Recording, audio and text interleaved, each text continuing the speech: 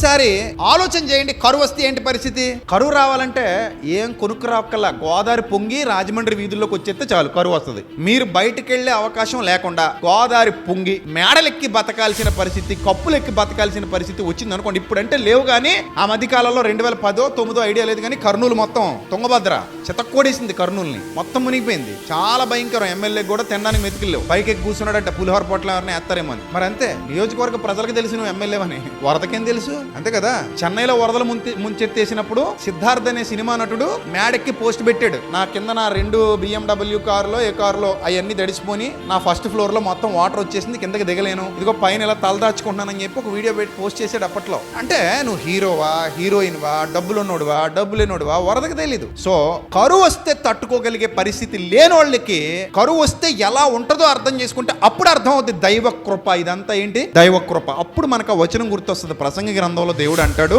ఆయన సెలవు లేక భోజనము చేసి తృప్తి పొందగలవాడెవడు, తృప్తి పొందుట ఎవనికి సాధ్యమో అంటాడు. నిజమే ప్రభువా అని అన్నం కంచం ముందు కూర్చున్న ప్రతిసారి దేవుని కృప లేకపోతే, దేవుని దయ లేకపోతే, ఆయన సెలవు లేకపోతే ఒక్క ముద్ద కూడా నా నోట్లోకి వెళ్ళదు. ఇది నాకు దేవుడు అనుగ్రహించిన వరం కనుక ఇది దేవుని కరుణ, దేవుని కృప, దేవుడి దయ.